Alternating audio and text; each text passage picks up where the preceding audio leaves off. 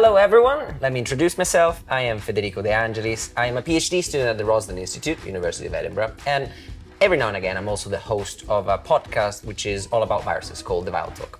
But today I've been invited to step out of my comfort zone and head west of Edinburgh to the very quote-unquote sunny Glasgow at the Faux Show Studios in the company of Faye Watson to talk about the project that she co-founded called Unseen Hands, which led her to go to Botswana and South Africa to help building resilient communities of individuals living with blood-borne virus infections. Faye, first off, welcome. And thank you for being here with me. And could you please tell us more about the Churchill Fellowship and also about the project that we're going to talk about? Absolutely. So the Churchill Fellowship is a community of what they call change makers. So they fund travel fellowships for people to go from the UK to somewhere else in the world to learn about what they do in the UK, but where someone else does it better. So you get some funding to go and travel, and they actually do some online as well now to try and reduce their sort of climate footprint. But you get to go and meet individuals who do amazing work in your field to try and learn what we can do in the UK better. And then you come home and kind of implement your research back at home. Okay, very, very cool. So you just said that they give you funding to deal with a specific issue, so to travel with a specific issue. What's the issue that you identified that you want to change? Yeah. So in Scotland, we have an amazing group of researchers who work on bloodborne viruses. So these are viruses such as HIV and hepatitis. And when I worked at the University of Glasgow, I met a load of researchers working on these viruses. But what really struck me was that a lot of these researchers had never actually met someone who lived with the virus that they were studying, which is absolutely key, and especially at a time when a lot of the research was going kind of what we call bench to bedside, so it was being applied into practice in clinic really quickly. We really needed to kind of bridge that gap and give researchers the confidence to talk to people with lived experience, but also raise and kind of empower people with lived experience to have a voice in the research that we were doing. And we did a various number of workshops and worked together with these people, and we've done an art exhibition, we've done all sorts of things. Two things that really struck me, and one of them was that the lack of kind of ethnic diversity in the group of people that we were working with. And this is quite key because 1 in 5 people, so 20% of people in Scotland who live with HIV identify as African. But, people, kind of African people and Black people only make up 0.7% of the Scottish population. So we were not representing, we were not supporting people from kind of the communities that are most affected by bloodborne viruses in the workshops that we were doing.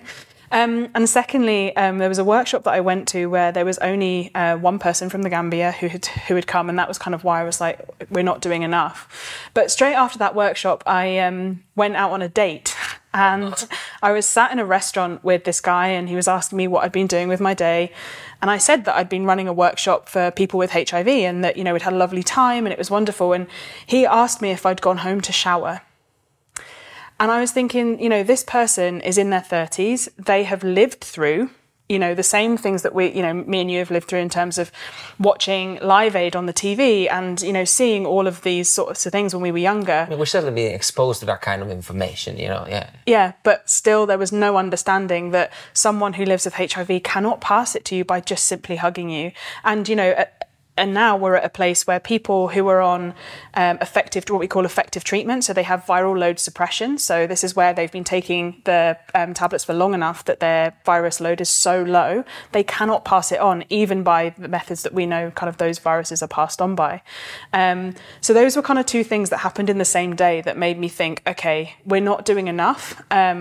So I started having a little look about what was going on in Scotland, and Waverley Care is a charity, started a project called the African Health Project, and this is a project that supports people from African communities living in Scotland who live with HIV, but they only have like a small number of services that are run within the charity, and there just wasn't enough support for kind of these communities.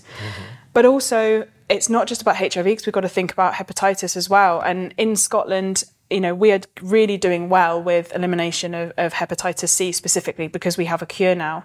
But the communities that are still affected are communities such as homeless communities, people who inject drugs, and we don't have appropriate services to support these people. And so, for example, for some numbers, in Scotland, 93% of people who live with HIV, I'll take HIV as an example, know their status. They know they're HIV positive. And 98% of those are taking treatment. So they know their status, they're taking treatment. And 93% of those have viral load suppression. So they can't pass it on. But, if we think of that 93% of people, they know their status, there is still a 7%. And, people think once you get to that 93%, it's only 7% to go, this is easy. These are the people that need more support than the rest of the 93%. So if it had worked before, then that gap wouldn't be there, right? Yeah. Exactly. So, these are people who do have these kind of interconnecting issues. They might be living with HIV, but what are the reasons they're living with HIV? Are they homeless? Can we even find them once we've administered a test? And things like this. So there's a lot of kind of interconnecting issues. So around the same time as I started thinking about this, I had my job come up at Edinburgh. So I moved over to the University of Edinburgh and was put in touch with a really wonderful researcher called Chelsea Moroney. And she was working in Botswana, and she is kind of one of the researchers who is really key in kind of women's health specifically. And it was amazing sort of. At the time, it just felt kind of like serendipity that we kind of came into contact with each other. But also, I had already been working with someone in Botswana on other projects, Abraham Mamela. So I had really wanted to go and visit him, but I didn't have a project that meant that I could go and spend some time, because I was really keen to, if I was going to go somewhere, there needed to be something that I could give as well and not just go and kind of take. So that kind of all happened at the same time. And then I saw the Churchill Fellowship advertised, and it was just exactly what. Right moment, right time. Right moment, right time. So me and Chelsea had met once, and I was like, hello, would you mind if I flew all the way to Botswana and spent 3 months with you? And just the generous nature of like everyone who I've come into contact with, and we'll talk a lot more about other people. But yeah, I was able to write that project and kind of successfully go through it, and head out to Botswana in February. Well, this sounds very fascinating and definitely a very important topic to deal and an issue to deal. So I guess then at the beginning of this, during the introduction, I said that this project led you both to Botswana and South Africa. So these are two very different areas. Could you please tell me why exactly these places? Like Botswana, you briefly mentioned, but of course I'm sure there's other motivations. But what about South Africa? So Botswana, as well as kind of Chelsea being there, Botswana was also one of the highest impacted countries by HIV during the kind of epidemic in the. No idea. Yeah, in the early 2000s. So the WHO had actually estimated in 2000, they thought that 85% of 15-year-olds would die from AIDS, would eventually die from AIDS, which is a huge amount. And if we think of Africa, kind of different populations across Africa, Africa as a whole does have a very young population. It's not the same as kind of where we are in, countries like Japan and things where our population is completely the opposite. So that is a huge amount of their population. But Botswana is now leading the way in Africa to elimination of HIV, which is absolutely amazing. So I really wanted to understand from them what they were doing, what was working. And also they've got some really interesting kind of geographical, it's a very rural country. Botswana is massive. It has a very small population. So for context, Botswana has 2.6 million people in the whole country, and it is 582,000 kilometres squared. Now that is 7.5 times bigger than Scotland, but our population is 5.54 million. Okay, so it's 7.5 times the size with half the population. So really, yeah. So we think in Scotland about issues we have with rurality and people living in the Highlands and Islands. And it's a completely kind of that on just a whole other scale. So that was really interesting to me. And then South Africa, now if we think about kind of cities mainly, so we think kind of Glasgow, there's a kind of increasing population of African communities in Scotland living in Glasgow and also in Edinburgh. So I was looking at what are sort of the similar characteristics of different cities. And Cape Town, which is where I went, and only spent a week in Cape Town. I spent kind of like, nearly 2 months in Botswana. But Cape Town is really diverse, similar to our cities in the UK. And it has a wealth of like inner city kind of third sector organisations and things that are going on. In South Africa, I luckily had kind of public engagement colleagues who I'll talk about a bit later, who were already there. So I kind of reached out, and then they were just so generous with their time. So that's kind of, and Botswana and South Africa border each other, so it was quite easy for me to stay. And I was very aware that I didn't want to rack up a huge sort of air miles and make sure that, so that, Consider about also the other aspects. Totally. So, those are kind of the reasons for those two countries. Well, I think these are very good reasons. And thank you very much for sharing that. But I guess that I really want to know, what did you do there? When there you spent, you said 1 week in one place and almost 2 months in the other. So what were the core activities? What did you do? Amazing. So with Botswana, it was very much throw in the deep end. So I landed... Go swim. Yeah. So I landed in Botswana on the Sunday night, and on the Monday morning, Abraham came and picked me up, and we went and got my car and my SIM card and all of the things to settle in. But in the afternoon, I met the team that I was going to be based with. This is Chelsea's team. So this is the Botswana Sexual Reproductive Health Initiative, and it's part of the Botswana Harvard Health Partnership, who have been absolutely pivotal in the kind of the reduction of HIV transmission in Botswana. So I met all of the team and met who was going to be kind of looking after me for the whole time. So I was really lucky that one of the senior research assistants, Neo, she was, bless her, with me the whole time I was there in the car, taking me to all my meetings. And she was, she's from Botswana, she speaks Setswana. So I had someone there who kind of could act as that sort of cultural bridge between me and some of the communities. Guys weren't left on your own. Exactly. And so we kind of tootled about at the beginning, Gaborone, so the capital city, and kind of the bordering suburbs, so Ploquang, and I met with amazing third sector partners. And also one person who was really key was Ernest Moseki, so he is the community engagement coordinator for Botswana Harvard. And it was his kind of personal connections with these third sectors that allowed me to go and have all of these amazing meetings. And we just spent, the three of us, sort of 2 weeks kind of going around meeting with various charities that I'll talk a bit more in detail later. But then really early on, I was really lucky to be put in contact with a American Peace Corps volunteer who was in a little town called Saliba Pikwe, which is kind of further north, east of Botswana. And that was the worst affected town in Botswana during the epidemic, where over 50% of people living in that town had HIV.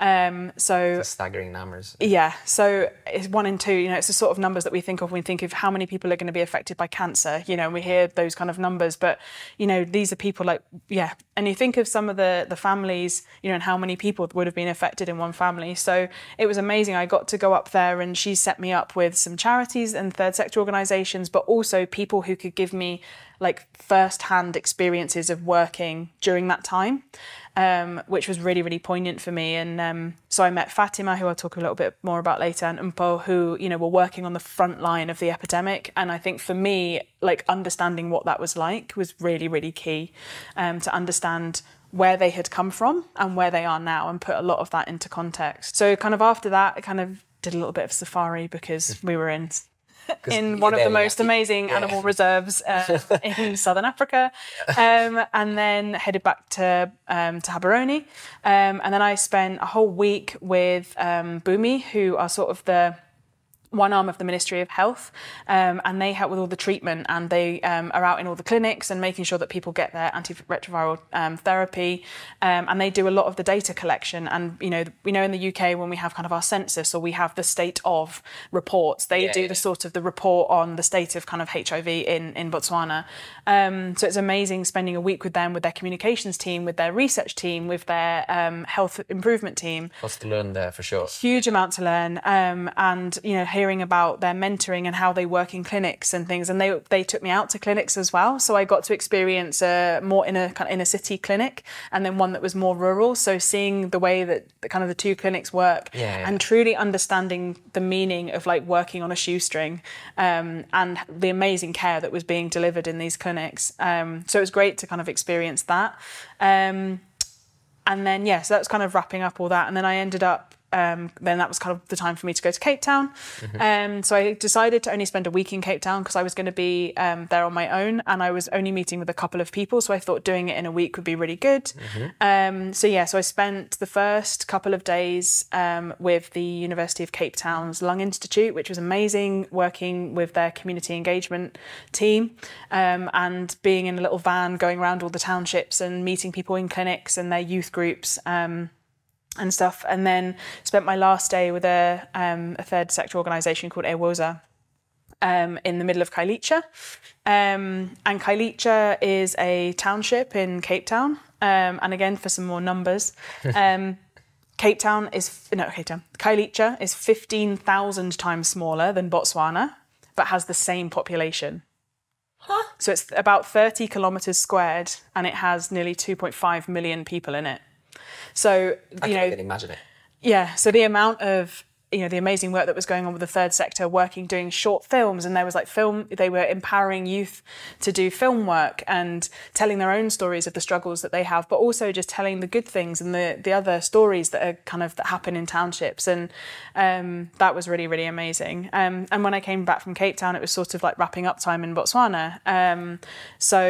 Yeah, and also amidst all of that, I ended up applying to Waverley Care, the charity I mentioned earlier, to be on their board of trustees. So I'd kind of flown in from Cape Town, and then I was in the middle of the Kalahari Desert when I got this email inviting me to interview for the position. And I did online. I didn't get the email, and then it was when I got back was like, can you interview in the next day, basically? And I was like, I'm very sorry. And Grant, the CEO, was like, that's the first person who has apologised because they were in the middle of the Kalahari Desert. So it was amazing having all these experiences, and what I felt was really good was the amount of downtime that was encouraged between these different segments of work, because there was so much that I learned and so much I was taking in, and culturally just so much to learn and experience, that it was great to have these kind of segments. And Abraham and Chelsea were just encouraging take some time, have some thinking time. Oh, of course. You got to process all these things. Totally. And one thing that was really important to me was to make sure that I wasn't being extractive. So whilst I was there learning so much from people, I didn't want to just then leave. Yeah. So I really wanted to I ran some workshops, and I did some kind of career development stuff that's going to be ongoing now. So hopefully I'll be working a bit more with their team kind of moving forward. So running some workshops, and we finished off with this really great workshop where I did a sort of science communication 101 for the researchers at Botswana Harvard. But then that was the kind of first part. And then the second part, we invited all of the third sector organisations that Ernest kind of had connections with to join us for a little bit. And they shared what they do and why they would like to work with researchers. And that was amazing to see. Pitching experience. Totally. And, we had this, I'll speak a little bit more about them later, but, some of the charities such as the Rainbow Identity Association, who work with trans and intersex people, this was the first time that a lot of people in that room had ever met a trans person, and were able to have really open conversation about their research and how they might need to make considerations to make sure that it's inclusive of trans and intersex folks. And the same, we had a couple of people who were up talking, and they were like, well, I'm a female sex worker, and I have rights, and I would love to be involved in your research if there's anything, so it was amazing to just see the kind of two parts of my world when I was there, kind of each other. Yeah, it was amazing just to bring them together, and that was the last day. And then I was very lucky to have a 2-week sort of, basically I did a 1-week road trip up from the south to the north of Botswana with my partner, and then my parents came out to visit. Yeah. So I was able to share with them a country that had literally become home to me. Of course, yeah. There's nothing more rewarding being as an expat myself. There's nothing more rewarding as doing that. Totally. Absolutely fascinating. But then, after all this has been said and done, all this work and all these workshops and meeting people, is there any recommendation, that something that really stuck out with you, what is going forward, needs to be done? And Yeah, we've got a lot of work to do, but there's so much enthusiasm on both sides, and what I also realised is how much, we do really well here that they would like to know about. So, when we're talking in the UK, a lot of our sexual health services have revolved around LGBTQIA plus communities, and in Scotland, more heterosexual people are now are now getting HIV. Read that. And so that's something that we need to share, is like how we've worked with those communities, how that's been good. And then in Botswana, they're saying those are the communities that we actually really would like to work better with. So there's so many ways that we can work together, and there's so many amazing people. So yeah, I have 6 sort of recommendations that kind of were things that I think are super, super important. And I'll kind of share those with a sort of bit of a case study of things that I saw that were really, really good. So my number 1 is that we need to connect everyone better. So, like in Scotland, as part of Unseen Hands, so the project that I started at Glasgow, we started bringing together all of the people who are involved in, whether it be research, treatment, services, policy, and people with lived experience. So it's completely bottom up, top down, everyone in the middle. And I've always thought, like, why is there no one like bringing all of these people together? So there's a really great network called IRESH that we have in Scotland, and they work a lot with kind of social scientists and clinicians, but again, we need everyone in this space. So when I was in South Africa, I met with Ntando Yola, who is the community engagement lead for the Desmond Tutu Foundation, an absolutely incredible person, and he was talking to me about the South African National AIDS Council, SANAC, which brings together kind of government, civil society, and public, private sector to come up with joint sort of mandates for what they're doing. And this is like 18 sectors. So we're talking, sort of things like research is one of the sectors, and they have local, regional and national groups of people who get together and, whilst they can't all be doing the same thing, but they'll share what they're doing, they'll create new collaborations and share things. But it also means that there is a local to national feed in and both ways. Because there's at the different levels, you might have different necessities, different requirements. And totally. Dealing with all these things. Totally. And the things that are coming in from the government will be really different from what community needs, and there needs to be some sort of gelling. But the fact they're doing that on, the national, regional and local levels, but then also across all of the different sectors. So research, I was invited to the Western Cape's first research meeting. So you had people who are doing research from government, policy, research institutes, third sector, all of this, all in one room, being like, hey, how can we help you? And by the end of that meeting, everyone had sorted out who was doing what, which of them was going to pay for the catering each time, all of this. And I was just like, this is amazing. This is what we need. And you think, in South Africa, the population of South Africa is so much bigger than it is here, and the amount of regions that they have and everything is enormous. So why can't we do that in Scotland? Can we bring everyone together? So that was my first recommendation, is how can we kind of bring in that SANAC way of doing things to Scotland? So I'm really excited. I think Ntando said he would be really keen to come and talk to kind of my online, the group, to share. So interesting. I'd love to. Yeah. So interesting. To talk about how they've set it up and things, which would be great. So number 2 is about working with communities, and I truly mean working with, and also understanding. So, and that allows you to then understand what the socio-economic sort of reasons are for transmission of certain viruses. Yeah. So unless you are working with a community, you do not understand why this is happening. What exactly? So what are all the drivers? And for me, so many of the really good projects were really focusing on people as people and not as patients, and that one of my colleagues from the Terence Higgins Trust here said, nothing about us without us. And this amount of work that goes on without any input from people with lived experience, and that needs, that's something we really need to think about, especially in the kind of future action plans for HIV and Hep C, like in Scotland, is actually, are these things that people want and need? So there's some amazing kind of. So we'll split this into 2. So when we're talking about working with communities, and I talked about Ernest, so having someone physically as a community liaison in your research institute is so powerful, and Ernest does an amazing job, wrangling all of the third sector organisations and his researchers, and they have a community advisory board. And then the University of Cape Town Lung Institute, I worked with Zanny DeWitt, who's their community engagement lead, and one of their senior nurses, Ella.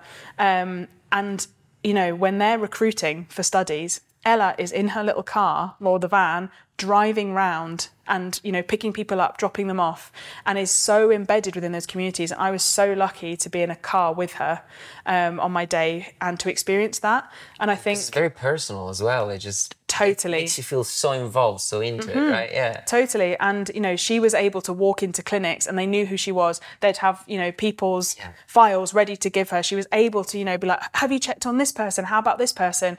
And if they were like, oh, they didn't turn up for their clinic today, she'd be like, right. And then we'd drive over to their address. And she would just, it's so interpersonal. Yeah. And that we don't really have a huge amount of that here. You know, you wouldn't think of a clinical trial going and like, necessarily going and picking people up. Like we respond, we rely. They didn't show up, they didn't show up, that's it. Exactly. Yeah. And it relies so heavily on people having that ability to do that. And one thing that Ntando said was, well, we kind of were discussing it, is that to be a research participant, you need to be altruistic. You need to be able to give part of yourself without needing anything back.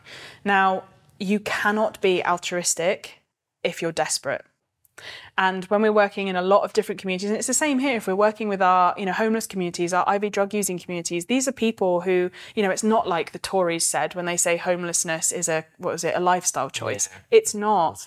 You know, these people have experienced so much hardship, and, you know, where we're getting them is just way down the line of where things started happening for them. And, you know, we need, and he's exactly right, you know, people can't be altruistic if they don't have anything to give. So understanding those socioeconomic reasons, and one of the things that has happened in Saliba Pikwe in Botswana is people who live with HIV are given a food basket. And are supported to live healthily and things. And they've started thinking about like what else kind of like needs to happen within a community to make sure that a community is well and lives well. Yeah, so, and, you know, and BSRI, so the Botswana Sexual Reproductive Health Initiative that Chelsea runs, you know, they're really thinking now about how can they make sure that their next set of research is all community-led. So instead of, you know, research being done on a community, it's done with them. So the questions are made by the people that need them answered? Yeah, totally. And, you know, so we're in Botswana, the number of people who know their status is higher than here. So here it's 93 and in Botswana it's 95. And then in Botswana, 98% of people are on antiretrovirals and then 98 are viral load suppressed. So actually the numbers are really good in Botswana. But so, you know, but those 5% again, those are the people who haven't come to what has, you know, helped everyone else. So it's like, okay, how do we think outside the box, and how do we make sure that those research questions are coming from them? So that's really exciting in the work that they're kind of doing. And then on the kind of socioeconomic things, you know, Humana People to People, which is an amazing charity that works globally. They also do a lot of this. So they have a really great children's sort of charity that's in Saliba Pikwe, because a lot of children were orphaned during the epidemic, and they work on kind of life skills, and they've got like a computer lab where they teach people how to do, you know, kind of admin roles and use computers. So it's focusing on sort of those things of like, it's the prevention side of things, but not prevention on like necessarily giving people prophylactics or things like that, but socioeconomic preventatives. And it's the same, like Silence Kills, which is a support group for what they call key populations. And key populations are what we would call like marginalised communities. So they work with orphans, they work with female sex workers, LGBTQIA plus communities, looking at like alternate means of employment for people who may be in like female sex work, for example, and offering people different options for work. And then with Nkakela are the same. So they work a lot with female sex workers and offering, you know, kind of different options of employment. So yeah, so many things are interconnected, but you really do not know about how to support community and how to get a community to be part of research until you've looked at what their basic needs are and you meet them. So, number 3. I've talked a lot about the third sector there. Yes. So about the importance of needing to work with third sector organisations who are the ones working with communities. So it's about empowering our third sector. And it's interesting, like the difference in the number of third sector organisations in Botswana and South Africa, and it's even the same in the UK. In London, for example, there are so many third sector organisations working in sexual health in East London, for example, whereas in Scotland we have 2. Really? Yeah. So we have two kind of key players in sexual health. That's Waverley Care and Terence Higgins Trust, which is a national, like Terence Higgins Trust is kind of headquartered in London, but they haven't, they're up here as well. We used to have HIV Scotland, who sadly, well, gosh, it must have been a couple of years ago now.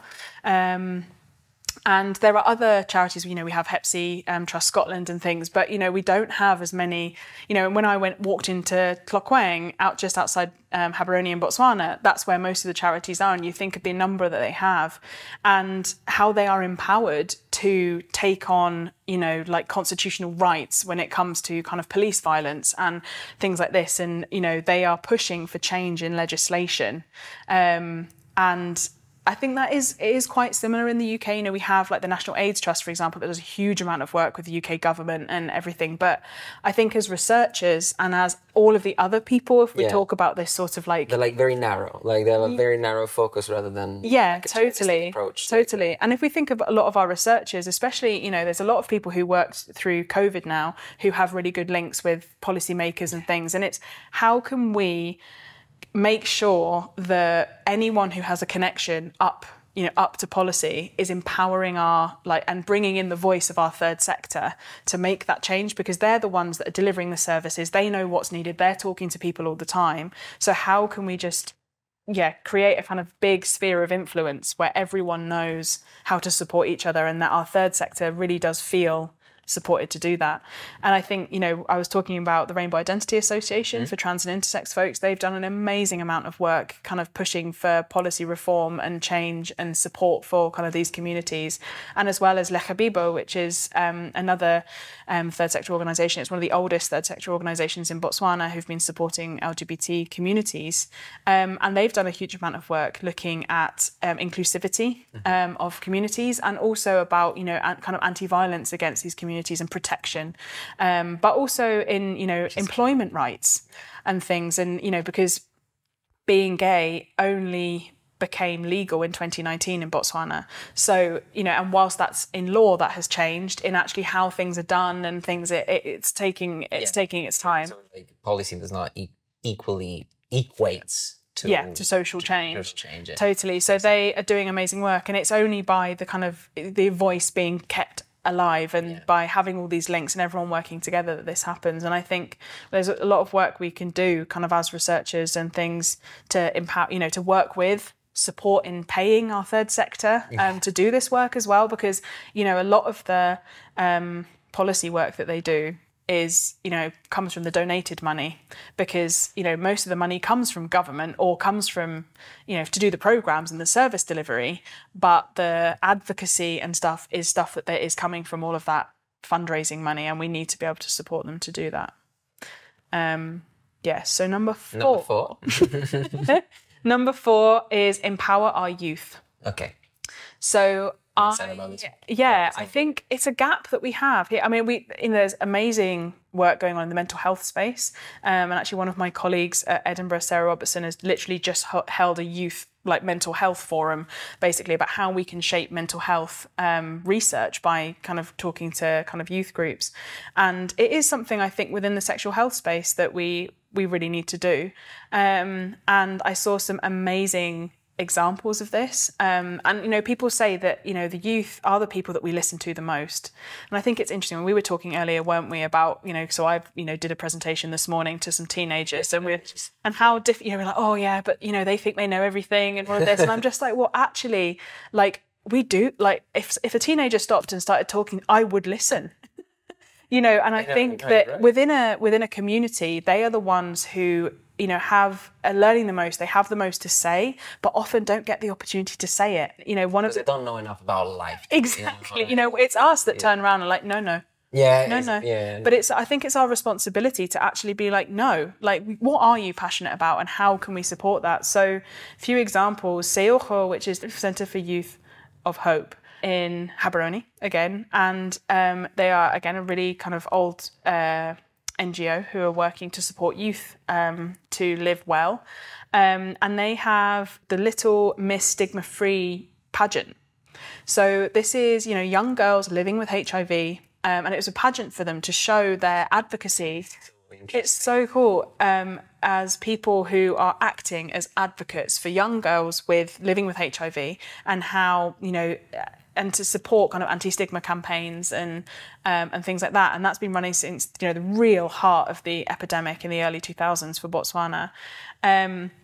As well, so too, from South Africa, that I think, again, we can learn a huge amount from is the University of Cape Town Lung Institute. And I was saying earlier that they kind of had Ella, who goes around to the different communities, but they also have like a youth group, like youth groups who live in 2 of the different townships. So in South Africa, people still kind of live in townships according to the colour of their skin. So you have townships where predominantly black people, and then townships that are predominantly what they still call coloured people, so mixed race people. And they have a youth group, one in one black community and one in one coloured community.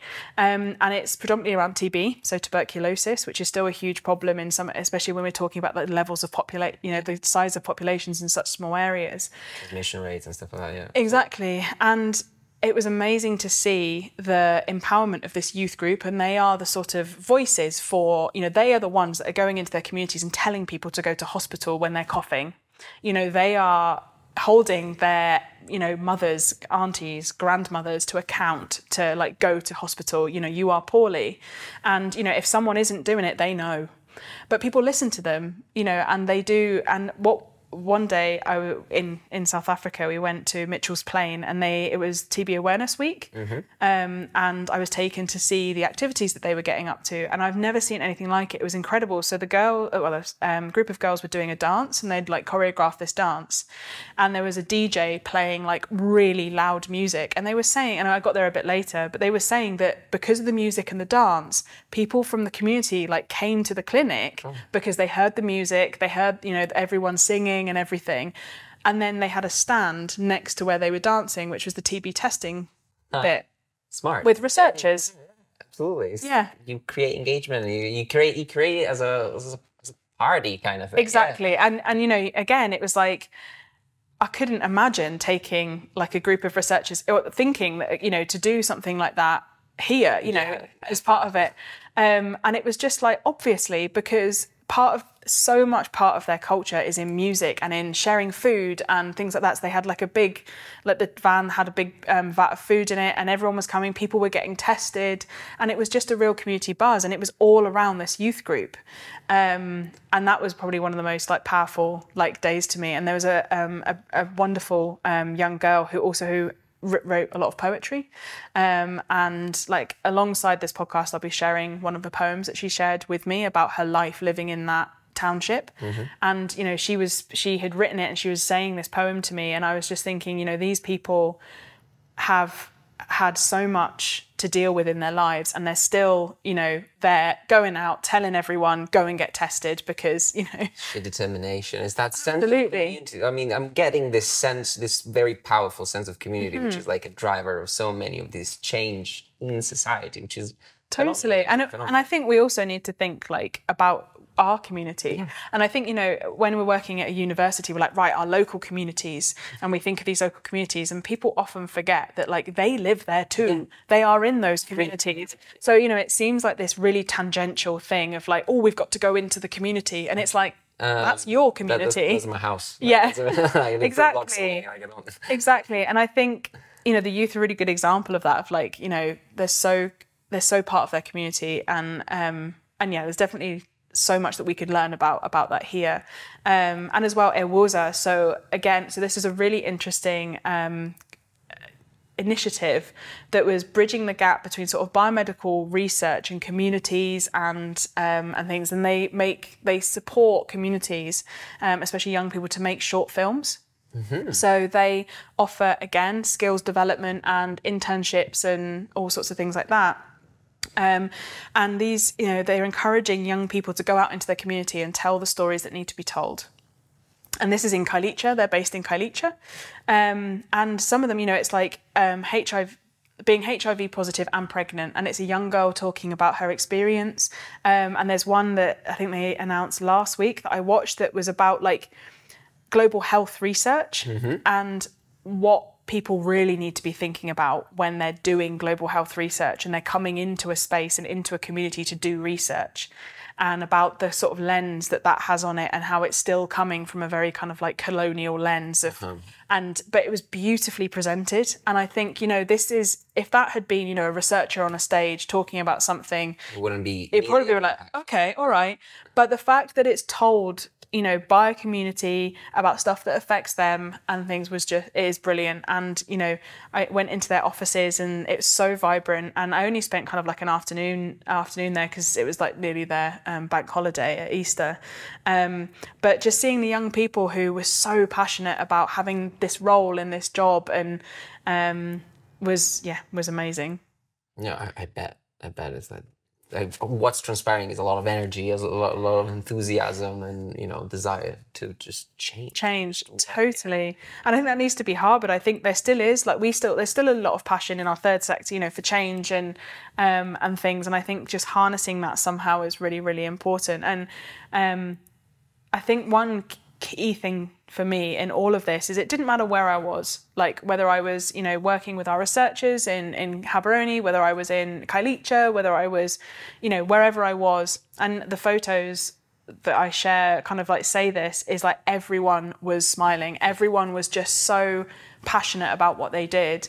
And I think it was a real big kind of like step back for me from sort of society here, in that like everything's always got to be the next thing, more thing, all of this.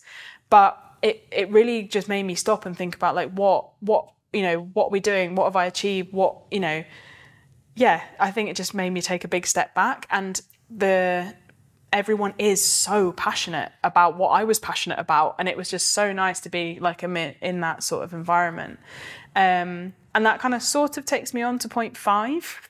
That was very recommendation, sort we of. We did not plan this, by the way. No. So point 5 is all about mentoring. Ooh. So I was surrounded by passionate people who, you know, some of whom are firm mentors now, you know, but also people that I can support, and that's why I was so keen in giving back. And when I left Cape Town, I came back to Gaborone, ran those workshops, and I was like, you know, I really want to kind of boost what I'm doing in terms of mentoring and share what I've learned. But when I was with Bumi, so they have this wonderful mentoring program, and it's really early on in kind of what they're doing, but they noticed that the care that is offered for people living with HIV is good. Mm-hmm. In Botswana, it is free to have antiretroviral therapy. You are supported, you know, same with PrEP. So PrEP is the kind of like prophylactic treatment where you can take it and it protects you against transmission of HIV. Mm-hmm. And they were noticing that the healthcare is good, but that it completely depends on who you meet in the clinic. Uh-huh. So there are a lot of misconceptions, a lot of different opinions on things, and a lot of stigma and discrimination that still is very high in healthcare. And it's the same here. One of my colleagues here shared that she was told that she needed to wait till the end of the day for her dental appointment, because historically people felt that they needed to clean all the equipment. So they used to leave people with HIV to the end of the day, which is just totally not true. Not true. And the same when she was having her COVID vaccine. The person felt that she needed to put 2 pairs of gloves on. And, you know, these sorts of things in healthcare, you know, these are people that you think should know about this sort of thing, but they don't. And I think, you know, what I was saying earlier about that guy I went on a date with, you know, there is so much misunderstanding about these viruses. So they set up this mentoring program where they have people who are kind of what they call literate in HIV care. And they're in each of the clinics all around the country. So there's always one person there who can support other like clinicians, nurses, healthcare workers to deliver better care and to understand, you know, the issues around that sort of thing. So I think that is definitely something I'd love to bring here and have a, you know, and we find it in Scotland, I think a big thing that we have here is like Lyme disease. Yes. And how some doctors are just like, it's fine, it's not a problem. And there's so much misdiagnosis. People get really, really poorly because of these sort of, it's a lack of education. Yeah, it is. Exactly. And you know, it's not their fault. It is just, you know, the information was maybe different when they were trained to now. And we really need to be thinking about how we can support people to support people. Yeah. And mentoring is so key. And, so when, and we have smaller, more targeted teams who work with, HIV or kind of other bloodborne viruses. So it's just making sure that there's opportunities there for, clinicians to support clinicians and nurses to support nurses, and make sure that everyone understands key things like, undetectable viral load means it's untransmissible, you can't pass it on. So yeah, I think that's kind of a really key one. And I'm really looking forward to kind of talking to Bumi a bit more about, what's coming out of that programme. And one suggestion that we were talking to them about is they really want to be kind of better at those key populations. So female sex workers, LGBTQIA plus communities, orphans, like vulnerable young people. And we were suggesting, well, how about as a method of that kind of alternate employment is offer people from those populations an opportunity to be a mentor, so that we learn from lived experience. And that kind of goes all the way back to my working with communities, understanding them and sharing of lived experience, and making sure that it is nothing about us without us. Yeah. We're mentoring about key population issues with people from key populations. So it offers them alternate employment and skills development and what they call capacity building.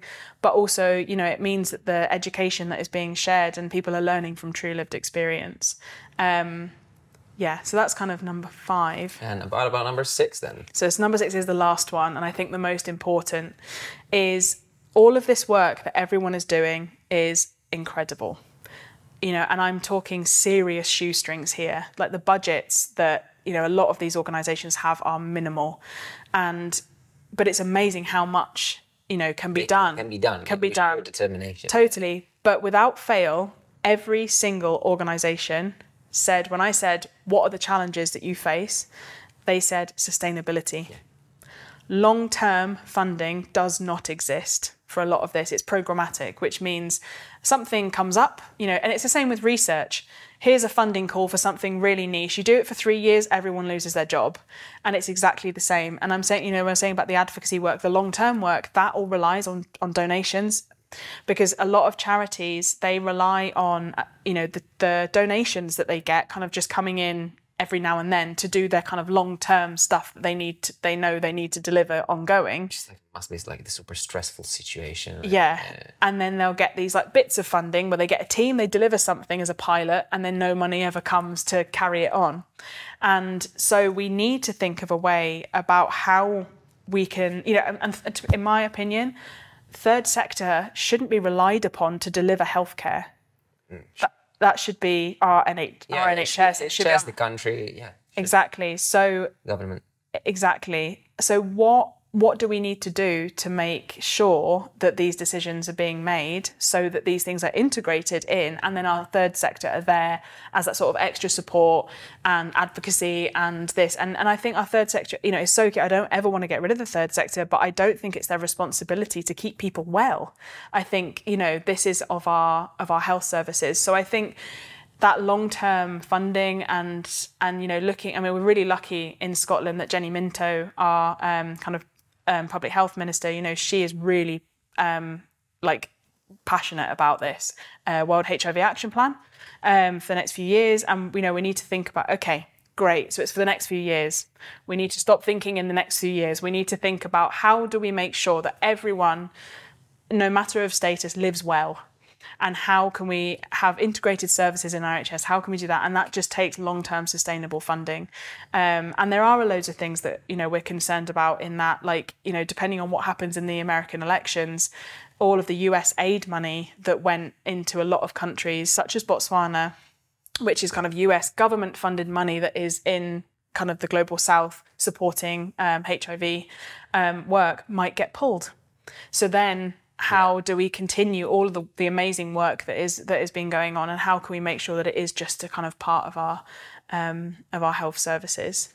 Well, thank you very much for all this information. Certainly, you've just given me a great sense of you've really explained all these very phenomenal things that are being done there. So after having witnessing all this, you've touched upon it a little bit throughout, but then what would you think are the next step forwards for the Churchill Fellowship, for your project, for what you want to do next? Yeah, so as I was saying sort of earlier, when I came back from Kalahari and managed to like get an interview to be a trustee for Waverley Care, luckily I was successful in that, and that's a huge thank you. It's a huge part of kind of where I want to go, because that gives me an opportunity to really share what I've learned at that sort of board like level of a charity, to sort of support kind of the directions of what they're wanting to do. And you know, they do a huge amount of work with Scottish Government and UK Government, so there's an opportunity there for me to kind of share and help them with their mission. Especially as one of their key sort of groups of people that they're wanting to work more with are African communities living in Scotland. So it's a kind of perfect time. Again, it was one of those things that was sort of serendipitous. It's just like, I'm coming to the end of this. I need to figure out where I'm going to go next with it. And then I go on Twitter and I see this thing. I'm like, well, this is perfect. So it kind of has felt a bit like that. And as well, I'm thinking about how I can continually support kind of Chelsea's team and everything that they did for me when I was out there. So some more long-term capacity building with them and helping them set up their community engagement work. Kind of more, and even just on a local level at Edinburgh, like working, you know, implementing what I've learned about good community engagement into all the work I do, into all the training that I deliver for PhD students and our researchers. Yeah, training is key, like, but from the bottom up, because exactly. And you know, and if we think when we're looking at long term and sustainable, the earlier we start kind of having interventions for researchers, you know, at PhD level, you must do this. The earlier it is, it becomes kind of a natural part of what they do. And it isn't, you know, like some of the researchers that I was working with when we started Unseen Hands, you know, they were like established principal investigators who had never met someone with the virus they were studying. Think about it, because at the end of the day, what we do, like I'm a researcher, like we do it for the people. Like that's how it starts. Like, oh, I want to help people. And that's exactly the thing, is it starts like that. Yeah. And I think that, you know, when we were getting some feedback from our researchers, is they were just like, well, maybe like when I went to uni, it started, but now I'm just really interested in how this one tiny protein affects something. But when they actually get back and they're sat next to someone with lived experience and they are sharing what they're doing, they're like, no, this is why I started this. This is why I do research. The driver is still there. It's just that we get all mixed up with our inner minds, I feel like. Totally. And that's what was really nice about the artwork that we did together, was, you know, everyone created their puzzle piece, and the puzzle piece reflected, you know, your part of the puzzle against the fight against bloodborne viruses. So whether you're a researcher, a person with lived experience, a service provider, whatever, you created this, you know, this puzzle piece. And the idea of it was that when you put it on the wall and you look at it, you can't tell who is who. Some of our researchers put like protein structures on it, so you can kind of tell, but actually, like when you look at it, it is a really just diverse group of people who are all part of the same puzzle. The puzzle looks different for everyone, and that's, you know, when I'm saying connecting everyone together is the only way that we can kind of work together to move forward. I find this absolutely eye-opening. I mean, fascinating, like something that if you really, really think about it, should be obvious, but it isn't. So like, I think that's key. Well, then, if there's, this is more like of a personal question, like something that I really want to know after having had this amazing chat with you, is like, is there one thing from this whole experience that really kind of stood up with you, like a core memory, a core moment, a core activity even, like, or either a person that will be with you forever, like something that's stuck with you and that's never gonna go away? Definitely gonna have to like stop myself from crying here, but I was really lucky to be introduced. So Bono Sen, who was the American Peace Corps volunteer, she introduced me to a friend of hers who she'd met in Piquet, Fatima, who was amazing. And Fatima was one of the first people in Saliba Piquet to start going door to door during the height of the HIV epidemic in Piquet and finding people who were sick. Now, she basically set out, a kind of methodical way around the town, and was literally knocking on people's doors and finding who was sick. And she set up Silence Kills, the charity I was talking about earlier, but as a support group for the people who were involved in this. And, you know, from being a kind of millennial, having, you know, watched Live Aid, and it always just seemed very, you know, you're in a bit of an out-of-body experience, sort of just like, well, it happened over, you know, it didn't really happen to anyone I know, sort of thing, because I was, you know, younger than a lot of people that were affected at the time.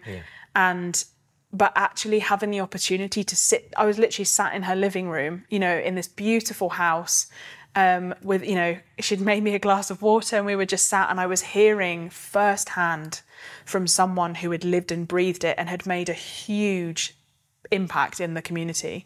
You know, she, you know, knocking on doors, her and her friends were, you know, building houses for the orphan children from, you know, people who had passed away. And, you know, she was just telling me all of this, just, you know, literally sat in her living room on like a Friday afternoon. And it was just a huge experience for me. And I think Fatima, you know, if I could put someone's face on the front of my report or on the front of everything, and someone who just, I could have gone home after those 2 weeks, you know, with all the charities that I went to meet and then meeting Fatima, I could have gone home. I felt I had so much knowledge and well, not knowledge, but just so much experience of what they had, what everyone had been doing. But that I think will definitely stick with me together. I think if you want something that's a little bit funnier, go. I mean, we've been moved, and now we're gonna. So that's what I like to do. I try and give like a bit of, you know, something a bit difficult and then some light relief. But I mean, I'll just say as well, like, it wasn't just Fatima that I met. I met a gentleman called Umpo, who was a like psychologist, like a counsellor working in one of the hospitals at the height of the epidemic, and was talking about, you know, how they kept each other safe and secure in terms of like mentally, like when you are the person that is delivering these, you know, test results and enormous, and especially in the town that he was in, because it's one of the big throughways for like trade and things, so there was a lot of people coming and going, and he was amazing as well, so I just wanted to kind of mention him. But yeah, I think one of the things that I'll always sort of hit my head against a wall a little bit about was after the clinics. So I was with the amazing Vino and Neo, who was there kind of chaperoning me everywhere, making sure I didn't get into trouble. We went to a clinic in the morning and we'd met with some members of the Ministry of Health, and they'd taken me around, and it was amazing seeing some of their men-friendly clinics that they had been implementing. And so in Botswana, they have what are called Kgosis, which are their chiefs. So these are people who are born into a position of, you know, kind of like our kings, but they are regional instead of sort of for the whole country. And every Kgosi has a Khotla, which is what is sort of like a community council. So what it looks like is like a big thatched building, and it's where all of the community come to debate or discuss an issue in the community.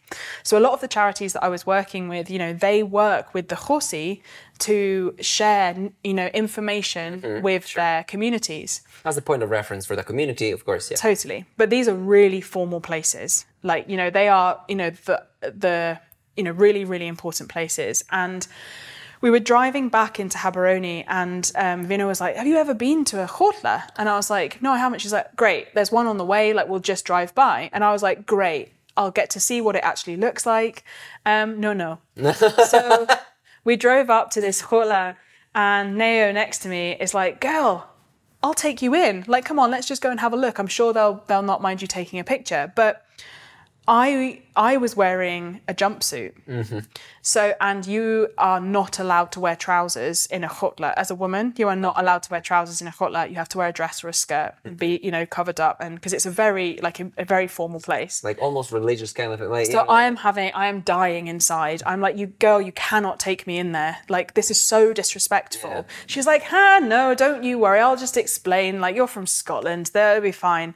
So she's luckily in a dress, and she's absolutely fine. And she takes me in, and the chief like comes up to talk to us, and kind of like, why are you here? And doesn't speak much English, but you know, so she starts speaking to him in Setswana, and they're talking, and all I kind of am hearing is like Scotland, Scottish, ha ha ha, Scotland, Scottish, and I'm thinking, oh no.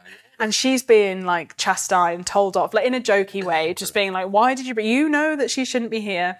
But you know, they're very, very welcoming. And then, you know, she's kind of ushering to me, and we get taken into this office with this other really important looking guy who turns out to be one of the other chiefs in the area. Okay. And in this area, 5 chiefs share one Khotla.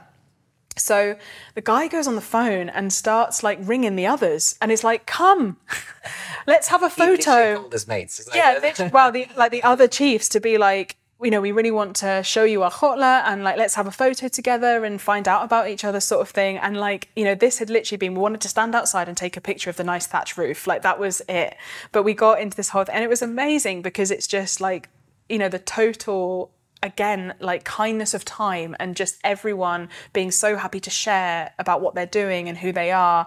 And it showed me, you know, how important they are as those pillars of the community and how, you know, my ability to kind of like, you know, make friends and you know, be in that space would have been important if I had to go back to do any kind of public health work because, you know, the respect that they had of their people meant, you know, in a lot of the charities, if they speak to one Khosi and they talk about a specific issue, that Khosi will then speak to the others, you know, around their community and spread these important messages about, you know, it might be sexual health, it might be something, but like all of this time, I'm just absolutely dying inside. And I literally didn't wear a jumpsuit for the rest of my, because I just did not know where they were going to stop.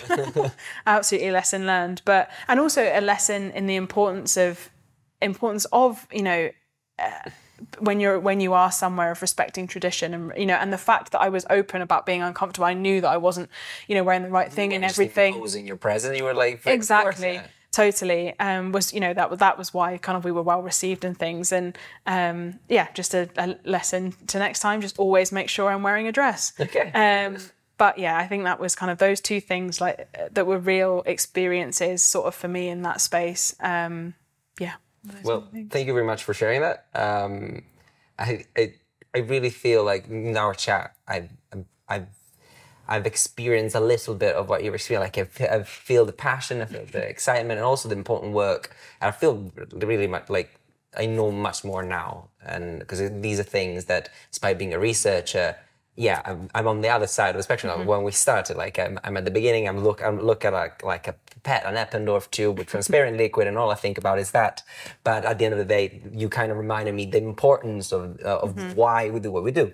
So I guess then that if I do not have any more questions for you, I've reached the end of these. But I guess, is there one thing, one final line, like a one-liner that you want to leave us with? And although before you do that, I kind of want to remind that to everybody who's watching or listening that all the information that you've provided, all the different initiatives, all the people that you've been talking about, all this information is going to be provided with the episode online on both on the Viral Talk Spotify page, but also on yours. Yeah, and the fellowship, like this will live on the fellowship's website. And on the fellowship website. So for people that are interested to know more, all this information is going to be provided. And me personally, I cannot wait to be able to share all this, especially because this is quite a different thing to what I normally do. But yeah, now it's your time to shine. If you want to look straight into the camera, or if you want just one phrase, something, a message that you want to give to anybody who's watching or listening. So, when I was away, I wrote down quotes from people that I was spending time with that I felt were really important. And so there's a quote that I've always had in my heart from the start of this project, was when my colleague Niamh said, "Nothing about us without us." I think that is key. But one of the gentlemen from Seocho said, Kennedy, was, "We're all people. We are all people. We're all human beings, and we need to talk to each other." And I think, to me, that is key. It doesn't matter who you are, what your life experience is, who you've worked with, what you're doing. Everyone is a human being. Everyone deserves to be well and to live well and to be respected and to have kindness. And I think if we all just treat each other as people, then we'll be able to do amazing things. Well, personally, I think that's great. And actually, that's the best message this podcast could ever end. The best note this podcast could ever end on. So, yeah, thank you very much for all this, Faye. No, thank you, Fed.